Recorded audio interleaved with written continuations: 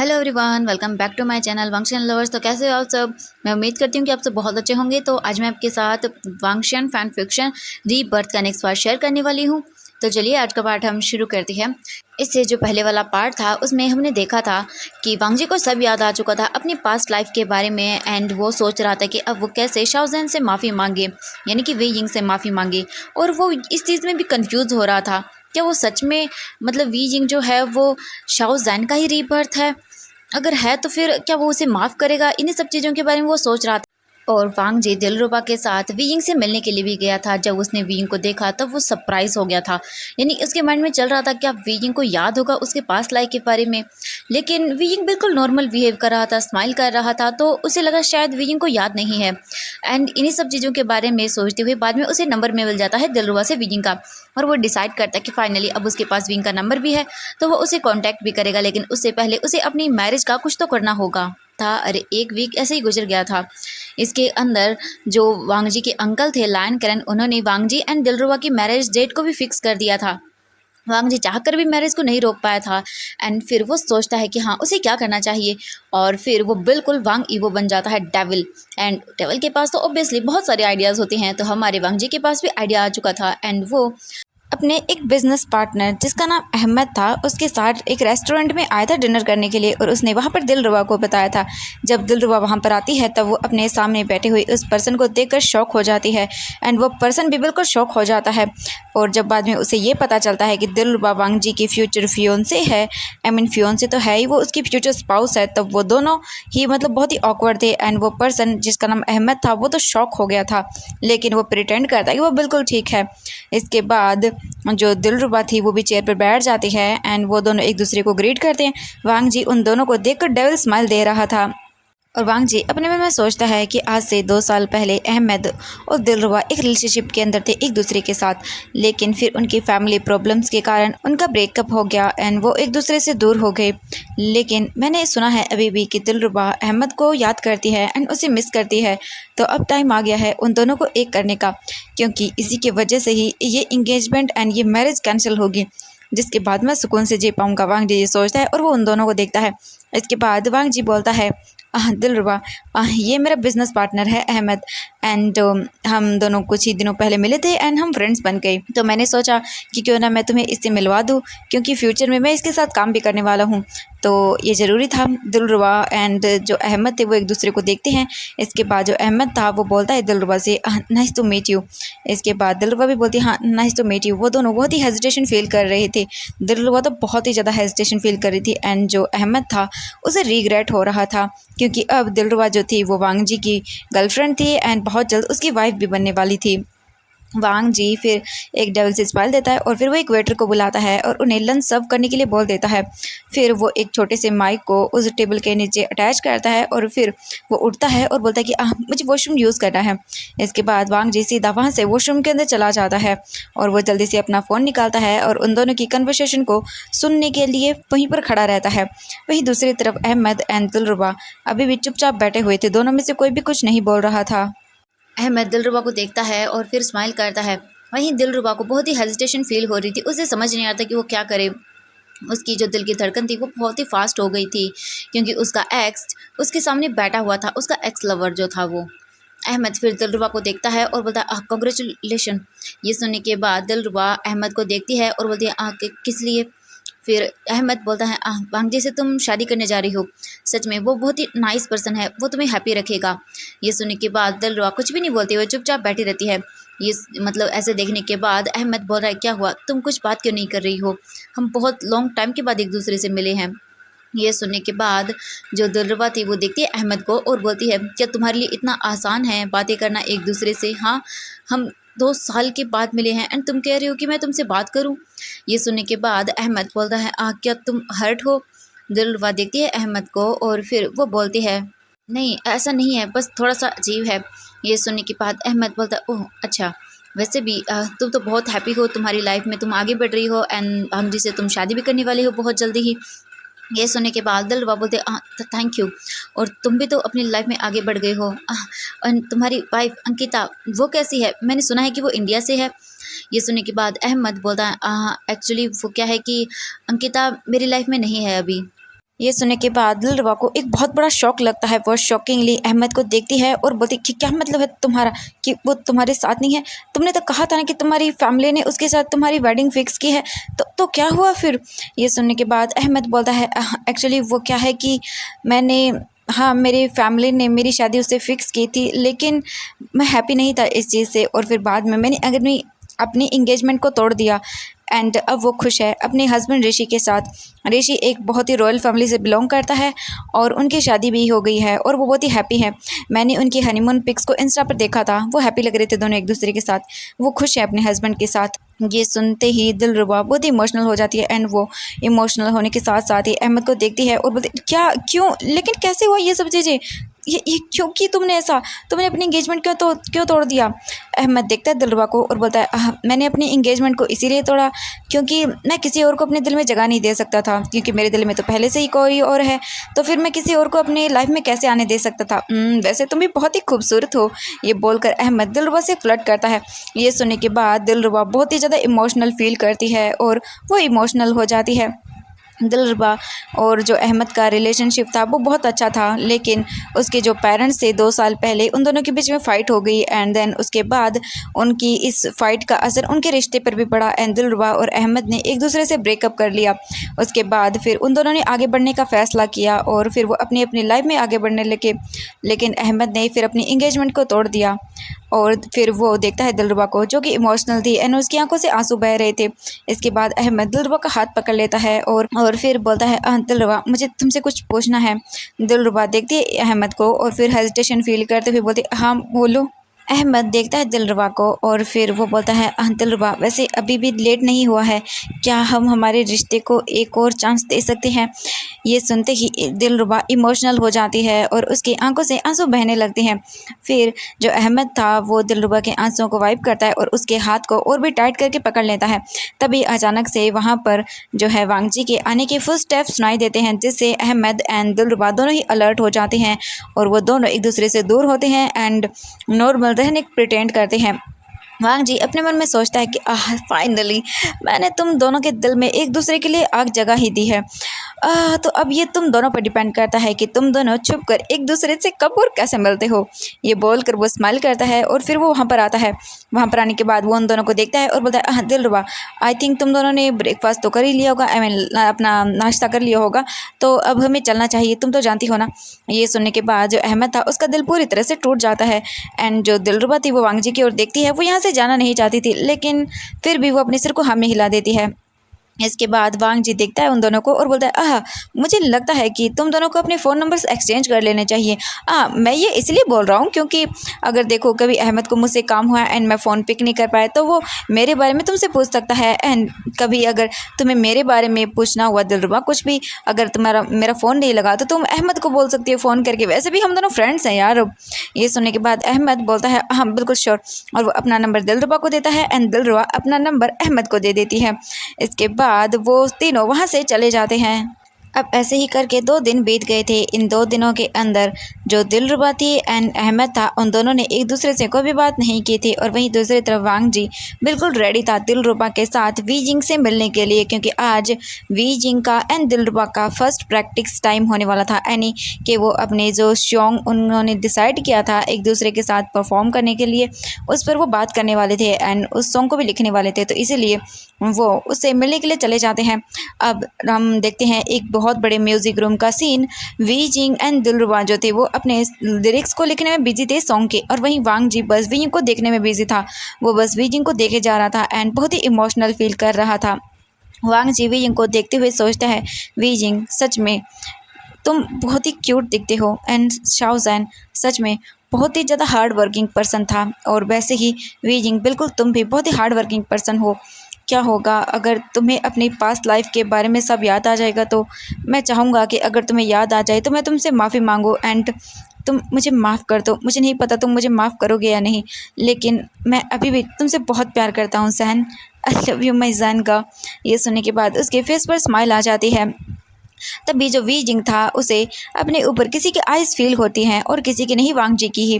We जिंग जब feel करता है कि वांग जी उसे देख रहा है तब वो थोड़ा सा अजीब फील करता है एंड तो वी जिंग अपनी आइज़ को टर्न करता है और वो वांग जी को देखता है। वांग जी इमोशनल था जिस वजह से उसकी आंखों से आंसू आ रहे थे।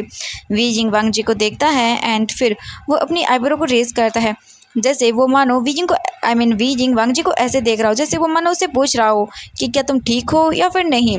ऐसे ही फिर वांग जी जो है अपनी आइज़ को ब्लिंक करता है, अपने आंसुओं को कंट्रोल करता है क्योंकि वो अपने आंसुओं को वी जिंग को नहीं दिखाना चाहता था, इसीलिए।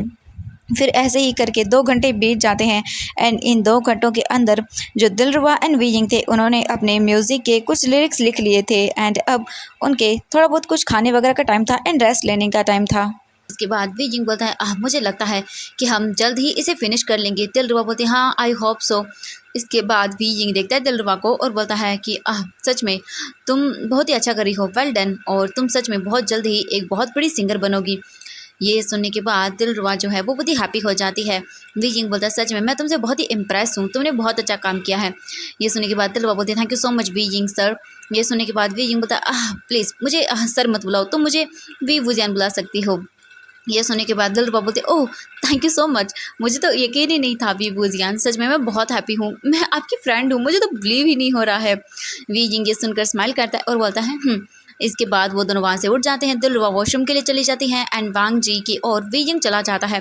वी जिंग आता है वांग जी के पास और वो चेयर पर बैठ जाता है और फिर वांग जी को देखता है और बोलता है लैन वांग जी तुम रो क्यों हो रहे थे। हाँ, ये सुनने के बाद वांग जी बहुत ही हेजिटेशन फील करता है और वो अपने सिर को ना में हिलाता है और बोलता है नहीं। ये सुनने के बाद वी जिंग बोलता है मैंने देखा था तुम्हारी आंखों में आंसू, तो तुम झूठ नहीं बोल सकते हो। वांग जी वी जिंग को देखता है और बोलता है नहीं, वो मेरी आंखों में कुछ चला गया था जिस वजह से मेरी आंखों में आंसू आ रहे थे। ये सुनने के बाद वांग जी बोलता है ओह अच्छा, और वांग जी बड़ी ही सफाई से वी जिंग से झूठ बोलता है। वी जिंग देखता है वांग जी को और बोलता है ओह अच्छा ऐसा था क्या, मुझे लगा तुम रिग्रेट कर रहे हो जिस वजह से तुम रो रहे हो। जैसे ही सुनता है वांग जी ये तो वो शॉक हो जाता है एंड शॉकिंगली विंग को देखता है और बोलता है रिग्रेट। वी जिंग देखता है वांग जी को और बोलता है कि हाँ रिग्रेट, मुझे लगा तुम रिग्रेट कर रहे होगे क्योंकि तुमने अपनी गर्लफ्रेंड दिलरुबा को मेरे पास काम करने के लिए भेजा एंड तुम्हें लग रहा होगा कि मैं तुम्हें उसे छीन लूँगा, तो इसीलिए तुम रिग्रेट कर रहे होगे शायद अब, तो कि तुम्हें उसे मेरे पास नहीं भेजना चाहिए था काम के लिए। डोंट वरी, तुम चिंता मत करो वैसे, क्योंकि मुझे लड़कियों में कोई इंटरेस्ट नहीं है। जैसे ही ये सुनता है वांग जी तो एक सेकंड के लिए बहुत ही हैप्पी हो जाता है एंड दूसरे ही पल उसकी फेस से हैप्पीनेस चली जाती है एंड वो सोचता है कि अब सच में वी जिंग को कुछ भी याद नहीं है उसकी पास्ट लाइफ के बारे में। वांग जी देखता है वी जिंग को और फिर बोलता है कि नहीं ऐसा कुछ भी नहीं है मिस्टर वी वुजियान। जब वी जिंग ये सुनता है तब बोलता है ओह वैसे बाय द वे मिस्टर लैन वांग जी तुम मुझे वी जिंग बुला सकते हो, मुझे वी वुजियान मत बुलाओ।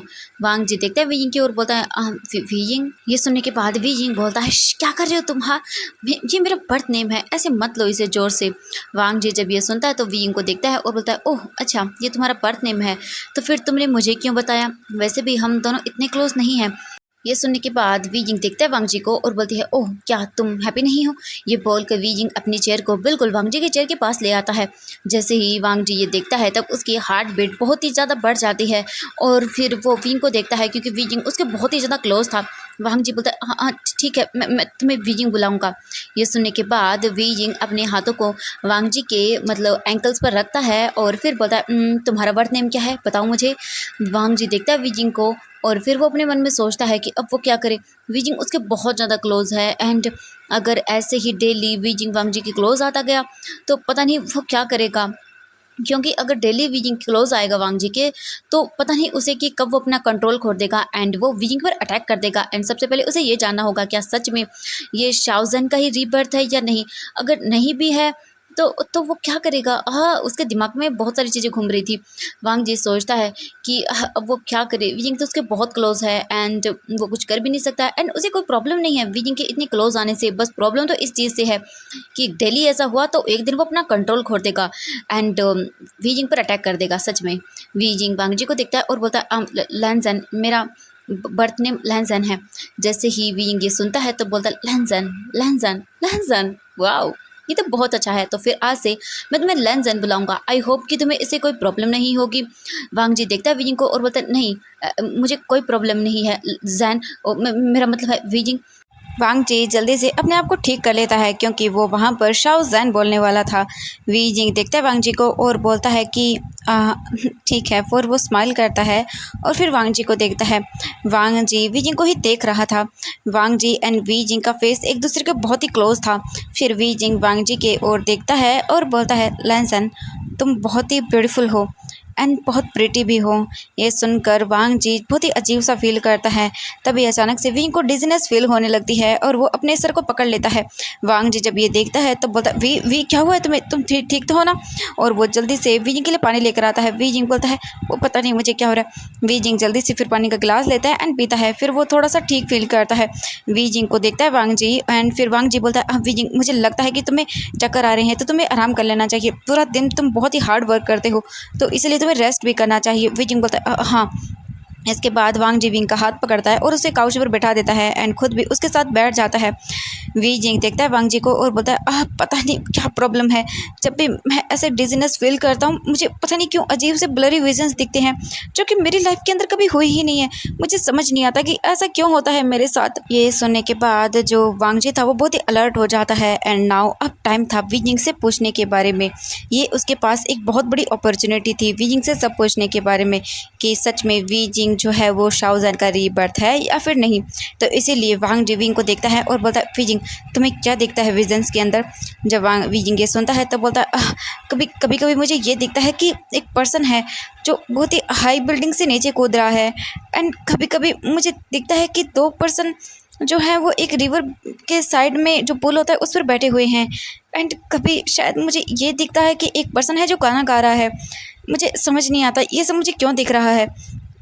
मुझे उनका फेस भी कभी क्लियरली नहीं दिखता है जिस वजह से मैं उनकी पहचान भी नहीं कर पाता हूँ। इसके बाद वांग जी बोलता है, वी जिंग तुम्हें ये सब ब्लरी विजन्स कब से आ रहे हैं। वी जिंग वांग जी को देखता है और बोलता है, टीनेज एज से ही मुझे ये सब चीज़ें दिख रही हैं। जैसे ही वांग जी ये सुनता है तब उसकी हार्ट बीट बहुत ही ज़्यादा इंक्रीज हो जाती है क्योंकि अब वो पूरी तरह से कन्फर्म था कि जो वी वुजियान है वही शाओ जैन का रीबर्थ है एंड अब बस उसके पास एक ही काम था, वी जिंग के सामने अपने आप को एक अच्छा पर्सन साबित करना क्योंकि उसके बाद ही वी जिंग उसे एक्सेप्ट करेगा।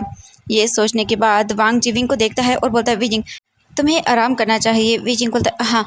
तभी दिलरुबा भी वहाँ पर आ जाती है। दिलरुबा यहाँ पर बहुत पहले ही आ जाती लेकिन जब वो वॉशरूम में गई थी तब उसके मतलब बोल सकते हैं एक फ्रेंड का कॉल आ गया था एंड वो बिजी हो गई थी इसलिए वो यहाँ देरी से आई है। वो वहाँ पर आती है और वांग जी को देखती है और बोलती है, हाँ वांग जी हमें चलना होगा यहाँ से क्योंकि मेरी मॉम एंड डैड का फ़ोन आया था, वो मेरे लिए वेट कर रहे हैं। इसके बाद वांग जी अपना सिर हाँ में हिलाता है और वो विंग को देखता है और उसे इन्फॉर्म करता है कि वो जा रहा है। इसके बाद वी जिंग भी स्माइल करता है और दिलरुबा और वांग जी वहाँ से चले जाते हैं। अब ऐसे ही करके 2 वीक गुजर जाते हैं एंड 2 वीक्स के अंदर वांग जी बहुत ज़्यादा बिजी था and Wangji and Wei Ying एक दूसरे से नहीं मिले थे एंड वी जिंग ने जो था वो अपने मतलब सॉन्ग को दिलरुबा के साथ कंप्लीट कर दिया था एंड उसे रिलीज़ भी कर दिया था एंड वो सॉन्ग बहुत ही जल्दी वायरल हो गया था 24 घंटे के अंदर ही।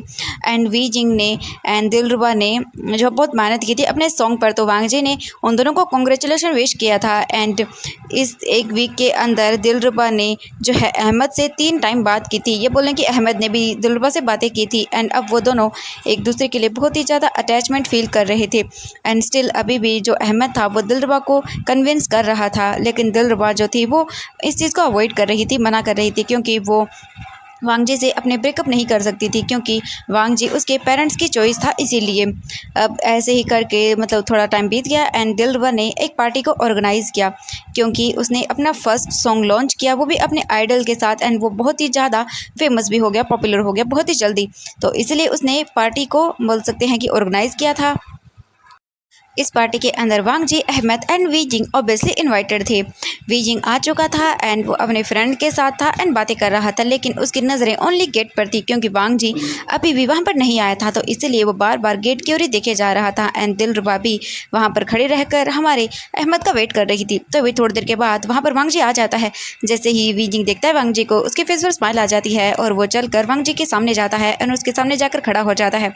वांग जी वी को देखता है एंड वो स्माइल करता है। वी जिंग बोलता है, ओह मिस्टर लैन, सच में इस वीक तो हम दोनों एक दूसरे से बिल्कुल भी नहीं मिल पाए। वांग जी विंग की ओर देखता है, स्माइल करता है और अपने हाथ को आगे बढ़ाता है। इसके बाद वांग जी एंड वी जिंग दोनों ही एक दूसरे के साथ हैंड शेक करते हैं एंड हमारे वांग जी की हार्ट बीट तो बहुत ही ज़्यादा इंक्रीज़ हो जाती है एंड वो विंग को देखता है।